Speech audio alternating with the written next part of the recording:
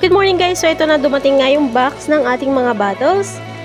Unbox na natin yan. And tapos na rin ako gumawa guys ng sabon. Yung anti-bac natin na kulay blue na sabon. So, tapos na rin yan ng, naghintay na rin ako ng 24 hours. So, ayan, maglagay na tayo sa bote guys ng mga sabon natin. So, ayan, prepare ko lang yung mga kailangan ko at nag-umpisa na akong magsalin-salin. So, meron ako dito guys na 1 liter bottles.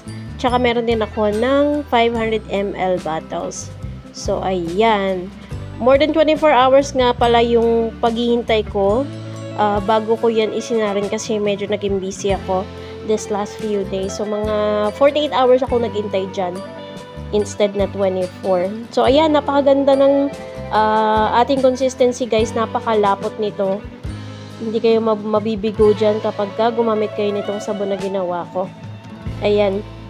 Bili na kayo, order na kayo dito guys. Kung hindi naman, bili na kayo dyan sa Yellow Basket ng mga materials kung gusto nyo rin magnegosyo katulad ng ginagawa ko. Ayan.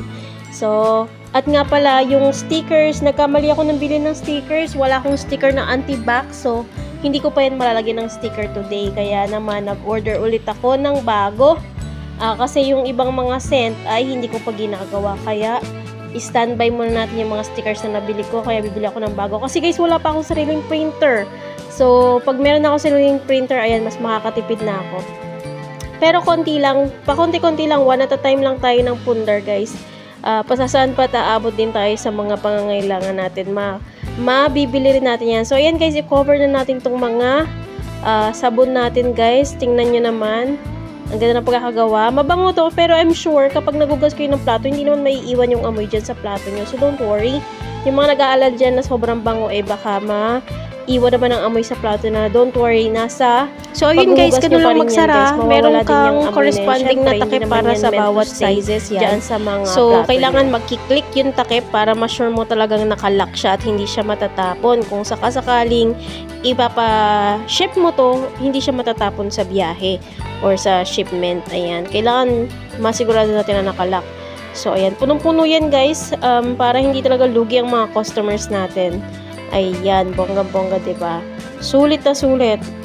Kaya, ayan, tapusin lang natin to guys.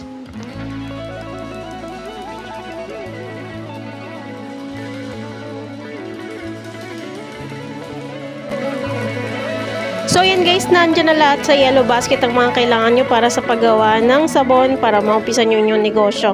Ito na nga yung ating mga items guys. Ito na ang finished item natin. Follow na lang ako guys and part and share na lang nito.